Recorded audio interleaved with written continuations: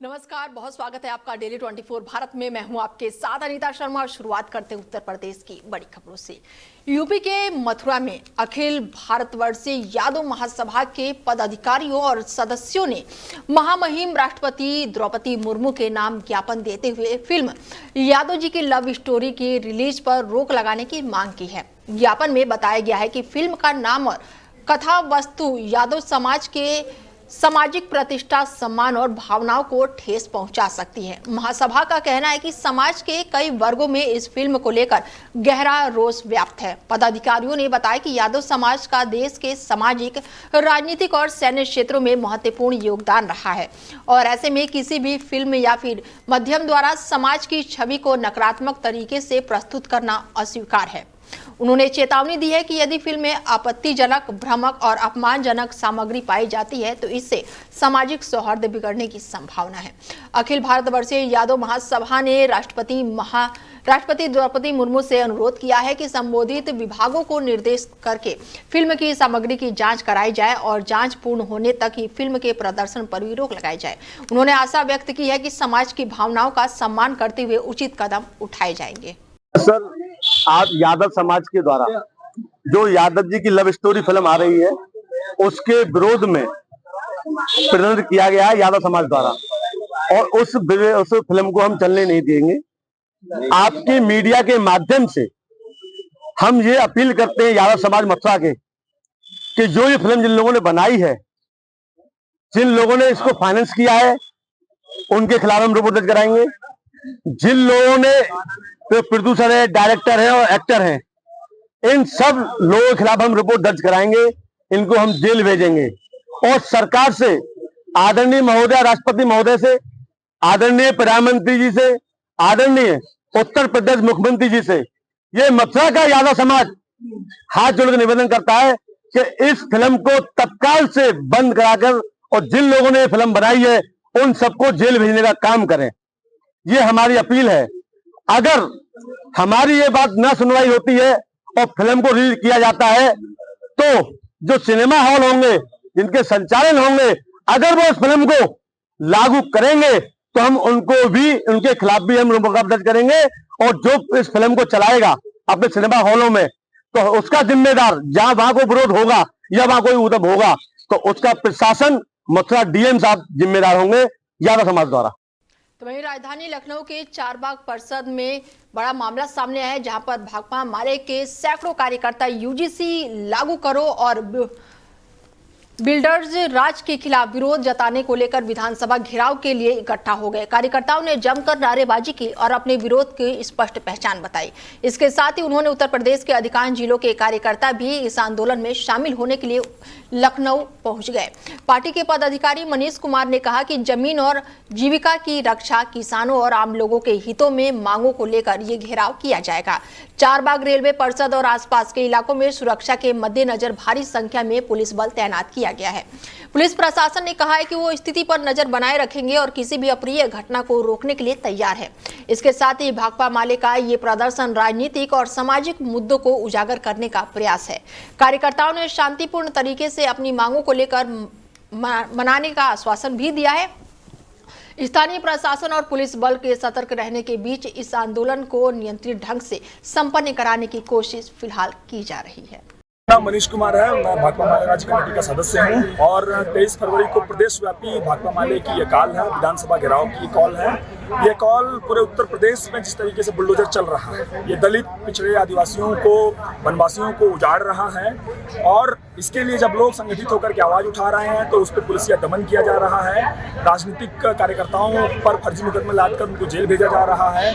उनके ऊपर इस तरह की दंडात्मक कार्रवाई हो रही है। मौजूदा सरकार में भाजपा का जो बुलडोजर है वो इस देश की संवैधानिक व्यवस्था पे चल रहा है, इस देश के संवैधानिक मूल्यों पर ये बुलडोजर चलना। और ऐसे में इस खबर पर ज्यादा जानकारी के साथ रोहित जुड़ चुके हैं हमारे साथ और उनसे जानते हैं कि कार्यकर्ताओं ने विधानसभा का घेराव किया है, क्या कुछ मांग है, क्या कुछ अपडेट है और सुरक्षा को लेकर क्या कुछ इंतजाम किए गए हैं। रोहित। के भाकपा माले के सैकड़ों कार्यकर्ता का सुबह से ही प्रदर्शन चल रहा है और कहा जाए कि सैकड़ों नहीं हजारों की तादाद में कार्यकर्ता वहां पहुंचे हैं और जो कहा जाए प्रशासन है वो मुस्तैद है चारबाग में और काफी सारी मांगों को लेकर वो उतरे हुए हैं। यूसी बिल को भी लेकर उतरे हुए हैं, नौकरी को भी लेकर उतरे हुए हैं, काफी सारी समस्या है जो लेकर उतरे हुए हैं लखनऊ चारबाग स्टेशन पे। बिल्कुल। और ऐसे में अगर मैं प्रशासन की बात करूं, पुलिस की तरफ से, तो क्या कुछ सुरक्षा की व्यवस्था किए गए हैं रोहित? पुलिस प्रशासन की बात अगर करी जाए तो पुलिस प्रशासन ने जो कहा जाए कि जो कार्यकर्ता है उन्होंने विधानसभा घेराव की जो बात कही है, जिसको लेकर कहा जाए पुलिस प्रशासन बहुत मुस्तैद है, चौकन्ना है और काफी ज्यादा संख्या में पुलिस ने बैरिकेडिंग कर रखी है। चारबाग के रेलवे स्टेशन जो प्लेटफॉर्म है बाहर, जो रोड के ऊपर जाने का जो विधानसभा का रास्ता है ज्यादा दूर नहीं है, तो उस पर बैरिकेडिंग लगाकर सैकड़ों की तादाद में पुलिस प्रशासन मौजूद है। बिल्कुल। ऐसे में अगर मैं मांग की बात करूं तो क्या कुछ मांग है इन लोगों की? मांग की अगर बात करी जाए तो सन 2008 में जो भर्ती जिस तरीके से रेलवे प्रशासन द्वारा निकाली जाती थी, जो होया करती थी, उसको लेकर ही मांग करी जा रही है। साथ साथ जो भी ई रिक्शा से और जो बैटरी जो चालन कर रहा है उससे काफी फर्क पड़ रहा है, जिसके लिए रोजगार में काफी समस्या का सामना करना पड़ा, जिससे कि उनको रोजगार नहीं मिल पा रहा है। जो आर्थिक स्थिति का सामना जो करना पड़ा है वो सन 2008 के बाद से लगातार लोग झेल रहे हैं। बिल्कुल। ऐसे में अगर मैं बात करूं किसी अधिकारी की या फिर किसी राजनेता की तरफ से कोई बयान निकलकर सामने आया है रोहित? अभी अगर बात करी जाए तो राजनेता का कोई भी इस तरीके से बयान नहीं निकल के आया है, ना ही किसी ने भी पेश करके कोई सामने स्पष्ट कोई बात की है, या मीडिया प्रशासन तक भी कोई भी इस तरह की जानकारी नहीं प्राप्त हुई है। चलिए, तमाम जानकारी के लिए बहुत शुक्रिया। तो वहीं जालौन के उरई स्थित जिला सत्र न्यायालय के बाहर अधिवक्ताओं ने जोरदार प्रदर्शन किया है। अधिवक्ताओं ने धरना देकर अपनी मांगों को स्पष्ट किया और कहा कि टीएसआई यानी कि ट्रैफिक पुलिस इंचार्ज ने उनके साथ अभद्रता की है और मारपीट की है। सूचना मिलते ही सीओ सिटी और पुलिस बल मौके पर पहुंचे। सीओ ने अधिवक्ताओं को शांत करने और स्थिति को नियंत्रित करने का प्रयास किया। प्रदर्शनकारियों ने टीएसआई को बर्खास्त करने और उनके खिलाफ मुकदमा दर्ज करने की मांग पर जोर दिया है। अधिवक्ताओं का कहना है कि जिला कोर्ट परिषद और आसपास की सुरक्षा सुनिश्चित करने के बावजूद उन्हें पुलिसकर्मियों से दुर्व्यवहार झेलना पड़ा। उन्होंने चेतावनी दी है कि उनकी मांग पूरी न होने तक ये धरना जारी रहेगा। मौके पर उपस्थित पुलिस ने शांति बनाए रखने के लिए अतिरिक्त बल तैनात किया है। न्यायालय परिसर में आने जाने वाले लोगों को किसी भी असुविधा से बचने के लिए भी सुरक्षा के कड़े इंतजाम किए गए हैं। अधिवक्ताओं और प्रशासन के बीच समझौते की संभावना पर अभी कोई भी स्पष्ट जानकारी नहीं मिली है। प्रदर्शन ने उरई कोर्ट परिषद में थोड़ी देर के लिए हलचल भी बढ़ा दी, लेकिन बाद में प्रशासन और पुलिस की अधिवक्ताओं के बीच बातचीत हुई, जिसके बाद से मामला शांत हुआ। अधिवक्ता के साथ जो बदतमीजी की है एसआई द्वारा उसके खिलाफ बैठी है। कितने समय से आप लोग यहाँ जाम लगाए हुए हैं? हमको 20 मिनट हो चुका है। अब क्या चाहते हैं आप लोग? हम ये चाहते हैं टीएसआई को बर्खास्त किया जाए, उसके खिलाफ मुकदमा दर्ज किया जाए। कोई तहरीर दी गई इसको लेकर? अभी तक गई है, पोर्टल पर भी डाली गई है, क्या आश्वासन मिला है कोई चीज को लेकर? अभी तक कोई उनके द्वारा कुछ नहीं कहा गया है। अगर नहीं होती मांगे तो इसको लेकर क्या कहेंगे? जारी किया जाएगा।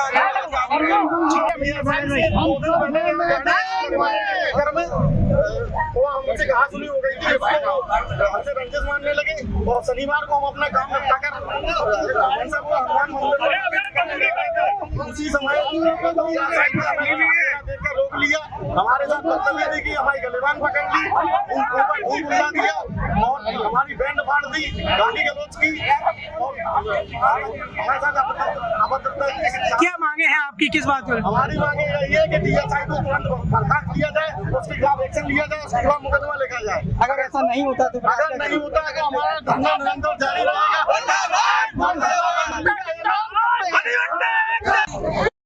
तो वहीं अम्बेडकर नगर में लोक निर्माण विभाग के ठेकेदारों का प्रदर्शन लगातार जारी है। ठेकेदारों ने टेंडर प्रक्रिया में मनमानी और नियमों की अनदेखी का गंभीर आरोप लगाया है।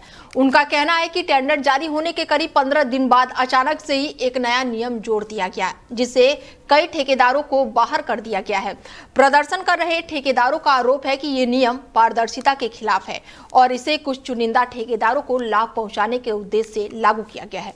उनका कहना है कि पूरे प्रदेश में किसी भी जिले में ऐसा नियम लागू नहीं है जैसे अम्बेडकर नगर में किया गया है। ठेकेदारों ने अधिकारियों पर मिलीभगत का भ्रष्टाचार को बढ़ावा देने का भी आरोप लगाया है। उन्होंने चेतावनी दी है कि यदि नियम में संशोधन नहीं किया गया तो आंदोलन और भी तेज किया जाएगा। अम्बेडकर नगर जिले के टांडा विधानसभा क्षेत्र में पब्लिक स्कूल में भोजपुर में वार्षिक महोत्सव समारोह का बड़े ही धूमधाम से आयोजन किया गया। कार्यक्रम का शुभारंभ मां सरस्वती की प्रतिमा पर पुष्प अर्पित कर और दीप प्रज्वलित करने के साथ की गई। विद्यालय परिषद में आयोजित इस समारोह में छात्र छात्राओं ने रंगारंग सांस्कृतिक कार्यक्रम प्रस्तुत कर सभी का मन मोह लिया। मुख्य अतिथि राम मूर्ति वर्मा ने कहा कि शिक्षा का जीवन में अत्यंत महत्वपूर्ण जगह है। उन्होंने विद्यार्थियों को संबोधित करते हुए कहा कि लगन और परिश्रम से पढ़ाई कर वो अपने माता पिता, विद्यालय और जनपद का नाम रोशन कर सकते हैं। विद्यालय के मैनेजर वैभव नरेश मौर्य ने भी छात्रों को शिक्षा की गुणवत्ता पर विशेष ध्यान देने की प्रेरणा दी। उन्होंने कहा कि समर्पण और अनुशासन के साथ अध्ययन करने से ही सफलता प्राप्त होती है। तो वहीं बरेली में पर्वतीय समाज द्वारा आयोजित 18वें बसंत महोत्सव इस साल और भी भव्य और ऐतिहासिक होने जा रहा है। शहर के विभिन्न हिस्सों में तैयारियां जोरों पर है और आयोजन स्थल को पारंपरिक पहाड़ी सांस्कृतिक और लोक कलाकारों की झलक के साथ सजाया जा रहा है। और इस बार महोत्सव में नृत्य, संगीत, खेलकूद और सांस्कृतिक प्रदर्शनियों का विशेष आयोजन किया जाएगा, जिससे आने वाले दर्शक पर्वतीय जीवन शैली का अनुभव कर सकेंगे। पर्वतीय समाज के लिए ये महोत्सव केवल एक सांस्कृतिक कार्यक्रम नहीं है, बल्कि ये उनकी पहचान और एकता का प्रतीक बन चुका है। इसके साथ ही इसका भव्य आयोजन किया गया है। बरेली में सामाजिक और सांस्कृतिक विरासत को नई मजबूती दी है। युवा और बुजुर्ग सभी इस आयोजन में बढ़ चढ़कर हिस्सा लेते हुए नजर आ रहे हैं। 18वां बसंत महोत्सव बरेली में लगने जा रहा है धूमधाम से। और कौन लोग हैं जो ये बसंत महोत्सव लगाते हैं? ये पर्वतीय समाज के लोग हैं। बरेली में पर्वतीय समाज के लोगों की संख्या बहुत ज्यादा है। उत्तरायणी जन कल्याण समिति एक प्रोग्राम कराती है, हरेला महोत्सव होता है और बसंत महोत्सव 18 साल से बरेली के अंदर धूमधाम से मनाया जा रहा है। आइए बात करते हैं उनके आयोजक मंडल से, एक एक करके हम बात करेंगे और बताएंगे किस तरह की तैयारी चल रही है। अध्यक्ष जी है हमारे। अध्यक्ष जी, क्या है, कब है आपका बसंत महोत्सव? ये हमारा 18वां बसंत महोत्सव 1 मार्च को है और उसका टाइमिंग है दोपहर 3 बजे से रात्रि तक। और उसमें बड़े अच्छे कलाकार आ रहे हैं। दीक्षा ढोडियाल जी हैं जो हमारे उत्तराखंड की फेमस सिंगर और डांसर हैं, और अनिल सिंगर भी आ रहे हैं, अनिल बिष्ट जी गढ़वाल से, और हमारे काफी कैबिनेट मिनिस्टर भी आ रहे हैं उत्तराखंड सरकार से। देखिए, हमारे साथ राजेंद्र जी हैं। राजेंद्र जी को किसी नाम की जरूरत नहीं है, एक बहुत बड़ी पहचान है बरेली की। कौन सा संगठन क्या करा रहा है 18 साल से? मैं राजेंद्र प्रसाद गिल्डियाल अखिल भारतीय उत्तराखंड महासभा का राष्ट्रीय उपाध्यक्ष हूँ। वर्ष 2008 में अखिल भारतीय उत्तराखंड महासभा की स्थापना हुई थी। स्थापना काल के बाद से 2009 से हमारे बरेली में इसकी स्थापना हुई। महासभा की इकाई बनी बरेली की, और तब से लेके लगातार बिना रुके बिना थमे किन्हीं भी कारणों से हम लोगों ने इस बसंतोत्सव को रुकने नहीं दिया। एवं कोरोना काल में भी हमारा अखिल भारतीय उत्तराखंड महासभा का बसंतोत्सव आयोजन हुआ। धन्यवाद। देखिए, जैसे बताया जा रहा है बहुत बड़ा आयोजन है, 18 साल पूरे हो चुके हैं इसके। देखिए, क्या नया आएगा भाई साहब इसमें? नया तो यह है कि एक निरंतर हम लोग इसमें गतिमान है, 18वें वर्ष में है, यौवन काल है इसका। और भाई राजेंद्र ने एक लंबे चौड़े प्रयासों के बाद इसमें अपनी भूमिका का निर्वाह किया है। आज हम इस मेले को, इस बसंतोत्सव को अपने पूर्वांचल नगर में ला पाने में समर्थ हुए हैं। वर्षों हम कभी दूसरे क्षेत्रों में, नेहरू केंद्र या अन्य क्षेत्रों में करते रहे हैं। अब हम पूर्वांचल नगर में 2-3 वर्षों से इस मेले को कर रहे हैं। हम अपनी जनता के बीच में हैं, हम अपनी जनता को अपने उत्सव में शामिल कर रहे हैं। देखिए, 1 से लेके 1.5 लाख लोग पर्वतीय समाज के बरेली में रहते हैं, कई विधानसभाओं में असर डालते हैं। उनके कारण सिर्फ ये है कि उनकी एकता, उनका एक साथ चलना। उत्तरायणी जन कल्याण समिति से लेके हरेला महोत्सव से लेके ये बसंत महोत्सव तक जुड़े रहिएगा हमसे। डेली 24 भारत के लिए ब्यूरो चीफ विनोद जोशी, धन्यवाद।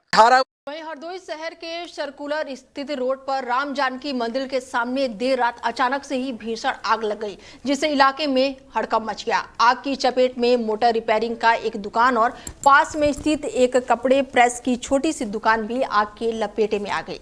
टीन शेड से उठी ऊंची ऊंची लपटों को देखकर आसपास के लोग घबरा गए और तत्काल ही मदद का प्रयास करने लगे। प्रत्यक्षदर्शियों के मुताबिक पहले दुकान में धुआं निकलता दिखाई दिया और कुछ ही मिनटों में आग विकराल रूप धारण कर ली है।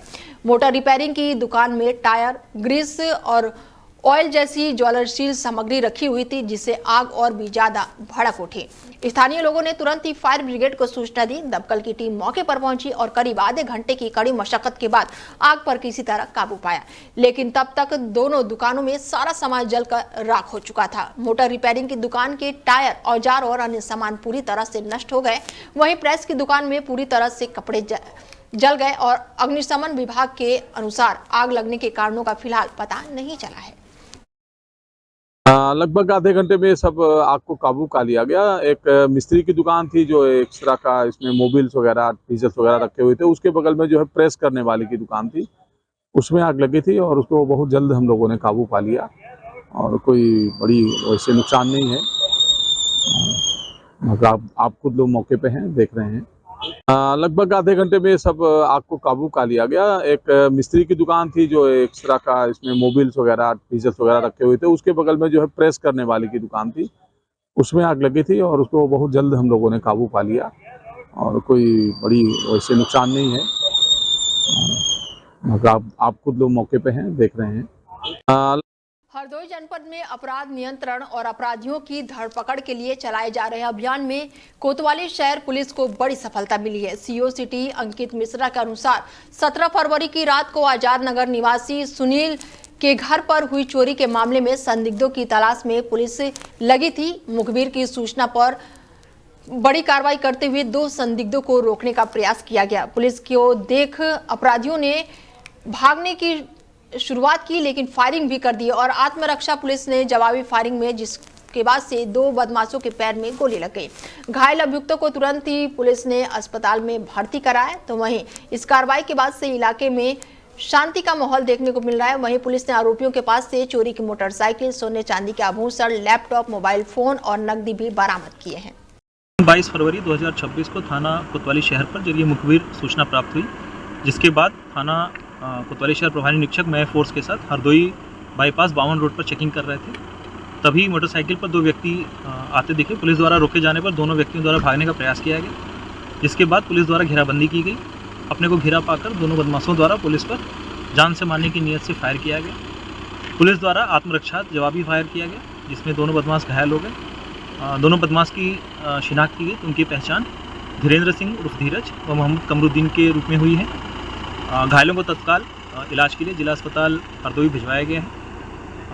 धीरेन्द्र सिंह के पास से एक तमंचा 315 बोर, एक जिंदा कारतूस व 2 खोखा 315 बोर व मोहम्मद कमरुद्दीन के पास से एक तमंचा 315 बोर, एक मिस कारतूस व 2 खोखा 315 बोर और एक मोटरसाइकिल बरामद हुई है। इनके पास से कुछ सफ़ेद धातु व पीले धातु की वस्तुएं भी बरामद हुई हैं, जिसमें पूछताछ की गई तो आया कि यह वस्तुएं थाना कोतवाली शहर पर पंजीकृत मुकदमा अपराध संख्या 118/26 चोरी की संबंध में है, उससे संबंधित है। इस प्रकरण में अन्य आवश्यक वैधानिक कार्रवाई प्रचलित है। 22 फरवरी तो वहीं कुशीनगर क्षेत्र में स्कूल बस और ओवरलोड गन्ना लदी ट्रैक्टर ट्रॉली में जोरदार टक्कर हो गई और इस हादसे में विद्यालय स्टाफ और स्थानीय लोग सहित 6 लोग गंभीर रूप से घायल हो गए। सभी घायलों को तुरंत ही अस्पताल में भर्ती कराया गया, जहां उनकी स्थिति खतरे से बाहर बताई जा रही है। ये बस बिहार के सिवान स्थित मदर टेरेसा पब्लिक स्कूल की थी, जो छात्र और स्टाफ सहित लगभग 70 लोगों को नेपाल के शैक्षणिक भ्रमण से वापस ला रही थी। हादसा पड़ौना मार्ग पर हुआ है और फिलहाल प्रत्यक्षदर्शियों के अनुसार सामने से आ रहे एक ऑटो को बचाव के प्रयास में बस चालक ने नियंत्रण खो दिया और बस आगे चल रही ओवरलोड ट्रॉली से जा टकराई। टक्कर इतनी जोरदार थी कि बस का अगला हिस्सा बुरी तरह से क्षतिग्रस्त हो गया है। घायलों में कई लोग शामिल हैं। फिलहाल पुलिस आगे की कार्रवाई में जुटी हुई है। तो वहीं कुशीनगर में महर्षि वाल्मीकि विद्यालय से जानकारी निकलकर सामने आई है, जहां पर नकल विहीन परीक्षा में कई शिकायतें भी निकलकर सामने आई है। परीक्षा में सामूहिक नकल करवाने की शिकायत भी मिली है, जिससे परीक्षा का दावा असफल हुआ है और इसके साथ ही कहा जा रहा है कि पूरी तरह से छात्रों को बिना उचित सीटिंग और अरेंजमेंट के एक ही कमरे में बैठाया गया था। इसके अलावा सीसीटीवी का वॉइस रिकॉर्डिंग हटा देना और छात्रों के सेल्फ सेंटर में सामूहिक नकल करवाने की भी शिकायत सामने आई है। DIOS रमण गुप्ता द्वारा नकल विहीन परीक्षा कराने का प्रयास किया गया, लेकिन इस बार वो पूरी तरह से नाकाम साबित हुआ है। दोनों अधिकारियों का कहना है कि परीक्षा में पारदर्शिता बनाए रखने के लिए सभी आवश्यक इंतजाम किए जाने चाहिए थे, लेकिन लापरवाही के चलते परीक्षा में गंभीर कमी नजर आई है और इस मामले में अधिकारियों ने जांच शुरू कर दी और दोषियों के खिलाफ कार्रवाई की चेतावनी दी है। स्कूल प्रशासन और शिक्षा विभाग को निर्देशित किया गया है कि भविष्य में परीक्षा की निगरानी और व्यवस्थाओं को अधिक सख्ती से लागू किया जाए। ललितपुर के सदर कोतवाली से मामला सामने आया है, जहां पर खेत पर सिंचाई करने गए एक बुजुर्ग महिला की परिवारों के सदस्यों के साथ दबंगों ने मारपीट कर दी और इस हमले में बुजुर्ग महिला और उसके पुत्र जो गंभीर रूप से घायल हो गए हैं। बता दें कि घटना के बाद से ग्रामीणों ने तुरंत ही इसकी सूचना पुलिस को दी। मौके पर पहुंची टीम ने घायलों को प्राथमिक उपचार के लिए कोतवाली और फिर मेडिकल कॉलेज भेज दिया, जहां पर डॉक्टरों ने उनका इलाज किया। और ऐसे में दोपहर के समय ये बड़ी घटना हुई है जब फसल सिंचाई का काम चल रहा था और तभी गांव के किसी दबंग ने आकर उन पर हमला बोल दिया, जिसके बाद से गाली गलौज भी हुई। तो वहीं बुजुर्ग महिला गंभीर रूप से घायल हो गई। घटना का वीडियो किसी ने रिकॉर्ड कर लिया और सोशल मीडिया पर डाल दिया, जो तेजी से वायरल हो रहा है। कोतवाली प्रभारी निरीक्षक ने बताया कि आरोपियों के खिलाफ कानूनी कार्रवाई शुरू कर दी गई है। तो वहीं ललितपुर में तैनात एक महिला पीआरडी कांस्टेबल का वीडियो सोशल मीडिया पर तेजी से वायरल हो रहा है। वीडियो में महिला कांस्टेबल वर्दी में दिखाई दे रही है और बुंदेलखंडी गाने पर डांस करती हुई नजर आ रही है। जानकारी के अनुसार महिला यूपी पीआरडी में सेवा दे रही है और स्थानीय थाने में तैनात है। वीडियो सोशल मीडिया प्लेटफॉर्म पर साझा किए जाने के बाद से काफी चर्चाओं में बना हुआ है। कई लोग इसे मनोरंजन के रूप में देख रहे हैं, जबकि कुछ ने इस पर आपत्ति जताई है। पुलिस प्रशासन ने अभी तक इस मामले पर कोई भी अधिकारित बयान नहीं दिया है। हालांकि यह घटना सोशल मीडिया पर तेजी से फैल रही है और स्थानीय स्तर पर चर्चा का विषय बनी हुई है। अधिकारियों ने कहा है कि इस मामले की जांच की जा रही है ताकि किसी भी प्रकार की अनुशासनहीनता या फिर नियम उल्लंघन ना हो। वर्दी में डांस करते कर्मचारी का वीडियो अक्सर सोशल मीडिया पर चर्चा का विषय बन जाता है, लेकिन इसे पेशावर शिष्टाचार के नजरिए से भी देखा जा रहा है। फिलहाल ये वीडियो सोशल मीडिया पर तेजी से वायरल हो रही है, जो इन दिनों चर्चाओं का विषय बनी हुई है। तो वहीं मथुरा में साइबर अपराधियों के विरुद्ध चलाए जा रहे अभियान के तहत थाना शेरगढ़ क्षेत्र में बड़ी कार्रवाई की गई है। वृद्ध सर्च ऑपरेशन चलाया गया। यह कार्रवाई अपर पुलिस अधीक्षक द्वारा की गई है। अभियान में क्षेत्र अधिकारी स्तर के अधिकारियों समेत 13 थाना प्रभारी और कुल 240 पुलिसकर्मियों ने भाग लिया। थाना शेरगढ़ के जंगवाली और साथ ही यहां पर सर्च अभियान चलाया गया, जिसमें 11 और ग्राम विशंभरा में 23 साइबर अपराधियों को गिरफ्तार किया गया और इस प्रकार कुल 34 अभियुक्त पकड़े गए हैं, जबकि 45 आरोपी मौके से फरार बताए जा रहे हैं। और ऐसे में गिरफ्तार आरोपियों में से 8 के आपराधिक इतिहास भी सामने आए हैं। 2 अभियुक्तों के मोबाइल फोन की IMEI जांच के साइबर समन्वय पोर्टल पर विभिन्न राज्यों में 18 फ्रॉड की पुष्टि हुई है। फर्जी सिम कार्ड को लेकर भी और फर्जी आधार कार्ड को लेकर भी मामला सामने आया। मौके पर एक कार और 4 मोटरसाइकिल भी बरामद की गई है। पुलिस तकनीकी जांच कर रही है और लगातार इन अपराधियों से पूछताछ जारी है। जनपद मथुरा में साइबर अपराधियों द्वारा समय समय पर अपराध किए जाने की शिकायतें लगातार प्राप्त हो रही थी। SSP मथुरा सर के निर्देश पर आज थाना शेरगढ़ में पुलिस के द्वारा एक बृहद ऑपरेशन किया गया है, जिसमें 2 गांव हैं जो नोटोरियस हैं साइबर फ्रॉड में। एक विशंभरा है, एक जंघावली है। आज 2 टीमों के द्वारा 2 अलग अलग रेड्स की गई हैं, जिसमें कुल 6 राजपत्रित अधिकारी और इसके साथ साथ 13 थाना प्रभारी की टीम थी। कुल 240 पुलिस बल के साथ में दोनों जगह रेड की गई है। उसमें जो प्रतिबिंब पोर्टल के द्वारा जो हॉटस्पॉट चिन्हित किए गए थे और हमारी साइबर टीम जो लगातार कार्य कर रही थी, तो जो सक्रिय लोग थे उनको आइडेंटिफाई किया गया था, उनके घरों पर रेड की गई।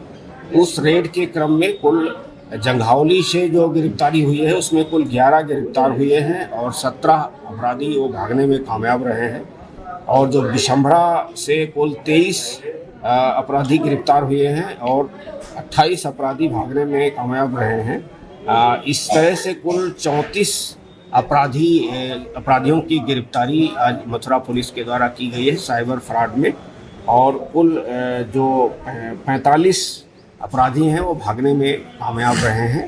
ये एक सिंडिकेट बना करके लगातार साइबर अपराध का कार्य कर रहे थे। इसमें से कुल 8 अपराधी जो हैं जो पहले भी जेल जा चुके हैं और कुछ अपराधियों के पास से फर्जी आधार कार्ड भी बरामद हुआ है। और अभी जो गिरफ्तारी की टीम है वो इनकी लगातार तलाशी और पूछताछ कर रही है। जो मोबाइल फ़ोन बरामद हुए हैं उस पर हमारी टेक्निकल टीम जो साइबर की है वो कार्य कर रही है। वहीं संभल में अज्ञात कारणों से एक बंद घर में भीषण आग लग गई। आग की तेज लपटों ने पूरे मोहल्ले में हड़कंप मचा दिया। घटना के समय घर में कोई भी सदस्य मौजूद नहीं था, इसीलिए किसी के हताहत होने की कोई भी खबर निकलकर सामने नहीं आई है। भीषण अग्निकांड में घर का सारा सामान जलकर खाक हो गया है और आग की चपेट में आसपास के कई मकान भी आ गए हैं, जिससे मोहल्ले के लोग जो हैं वो डरे सहमे और चिंता में हैं। स्थानीय लोगों ने तुरंत ही पुलिस और फायर ब्रिगेड को सूचना दी। सूचना मिलते ही पुलिस मौके पर पहुंची और सुरक्षा के सुनिश्चित इंतजाम किए और करीब पौने घंटे के बाद दमकल की 2 गाड़ियां मौके पर पहुंची और कड़ी मशक्कत के बाद किसी तरह आग पर काबू पाया गया। तो वहीं मिर्जापुर जिले से जानकारी निकलकर सामने आ रही है, जहां पर सेवा प्राधिकरण द्वारा राष्ट्रीय विधिक सेवा प्राधिकरण नई दिल्ली के निर्देश अनुसार और वरिष्ठ न्यायमूर्ति कार्यपालक अध्यक्ष उत्तर प्रदेश राज्य विधिक सेवा प्राधिकरण लखनऊ के अनुमोदन के बाद से सेवा शिविर का बड़ा आयोजन किया गया। शिविर का शुभारंभ मंडलायुक्त राजेश प्रकाश, जनपद न्यायाधीश अरविंद कुमार मिश्रा और जिला अधिकारी पवन कुमार गंगवार और पुलिस अधीक्षक अपर्णा रजत कौशिक द्वारा दीप प्रज्वलित करके की गई। कार्यक्रम के विभिन्न विभागों द्वारा जन कल्याणकारी योजनाओं का प्रचार प्रसार किया गया। शिविर का मुख्य उद्देश्य आम जनता के विधिक सशक्तिकरण के साथ साथ कई तरह की योजनाओं के साथ साथ लाभ पहुंचाना था। देखिए, राष्ट्रीय विधिक सेवा प्राधिकरण के निर्देशन में ये बहुत बड़ा कार्यक्रम आयोजित किया गया है, जो सबके लिए न्याय, जो सबका हक है, वो एक मंच से प्रदान करने के लिए प्रशासन, न्यायपालिका और पुलिस तीनों विभाग और उससे संबंधित जितने भी विभाग, सरकार के सभी विभागों ने मिलकर ये कार्यक्रम आयोजित किया है और लगभग 70,000 के आसपास लाभान्वित लोगों को लाभ प्रदान किया गया है। और जैसे सर, ये जो विधिक सेवा के प्रति लोगों को निःशुल्क, सहज और सुगम न्याय की बात की जा रही है, तो उसके लिए क्या किसी विशेष वर्ग की बात है? यदि कोई भी ऐसा व्यक्ति है जो कानूनी प्रक्रिया से गुजर रहा है और शुल्क देने में असमर्थ है, तो वो कहाँ पे संपर्क कर सकते हैं? देखिए, ये कल्याणकारी राज्य की जो योजना है, जो धारणा है, उसके तहत जो भी गरीब है, पीड़ित है, महिला है, विकलांग है, दिव्यांग है, जो भी है, बुजुर्ग हैं हमारे, वो सभी लोगों के लिए जितनी भी लाभकारी योजना है उनको प्रदान किया जाना लक्ष्य है। और जो प्रदान किया जा रहा है, हम एक मंच पे लोगों को ये संदेश दे रहे हैं। हमारे माननीय आयुक्त महोदय यहाँ पे बैठे हुए हैं, माननीय जिलाधिकारी महोदय बैठे हुए हैं, माननीय हमारी कप्तान साहब बैठी हुई हैं, सारे लोगों ने मिलकर एक कार्यक्रम किया है और सारी योजनाओं का लाभ हम सब लोग इकट्ठे होकर दे रहे हैं। ये बहुत ही सकारात्मक पहल है। देखिए, वहीं वायुसेना ने पुलिस अधिकारियों पर गंभीर मारपीट का आरोप लगाया है। वायु सैनिक का कहना है कि रात्रि गश्त के दौरान थाने के दरोगा रविंद्र बुंदेला और हेड कांस्टेबल प्रदीप कुमार ने उन्हें बिना कारण पीटा, जिससे उनके कान का पर्दा फट गया है।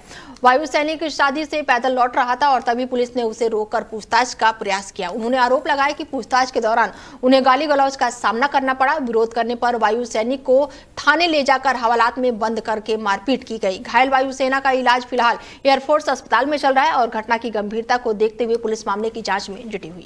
सोशल मीडिया पे एक पोस्ट वायरल हुई है जिसमें घाटमपुर थाना क्षेत्र के रहने वाले नीतीश सचान, जो फौज में नौकरी करते हैं, उनके साथ एक मारपीट की घटना थाना घाटमपुर पुलिस द्वारा की गई है। ये प्रकरण 19/20 की रात्रि का है। जब घाटमपुर पुलिस गश्त में थी तो एक व्यक्ति जाता हुआ दिखाई दिया और उससे उसका आइडेंटिटी कार्ड आदि मांगा गया तो नहीं दिखा पाया था। पुलिस जनों का आरोप है कि उस व्यक्ति ने इनके साथ बदसलूकी की और उसी क्रम में इस व्यक्ति नीतीश सचान को थाने पे ला करके उसकी शांति भंग की आशंका में उसका चालान किया गया था। उनके परिजनों का यह आरोप है कि पुलिस के द्वारा इस व्यक्ति के साथ मारपीट की गई और उनके परिजनों ने एक प्रार्थना पत्र भी दिया है। इस संपूर्ण प्रार्थना पत्र और घटनाक्रम की जांच एडीसीपी साउथ को दी गई है और जांच परिणाम के बाद इसमें आवश्यक। फिलहाल बुलेटिन में मेरे साथ इतना ही। दीजिए इजाजत, नमस्कार।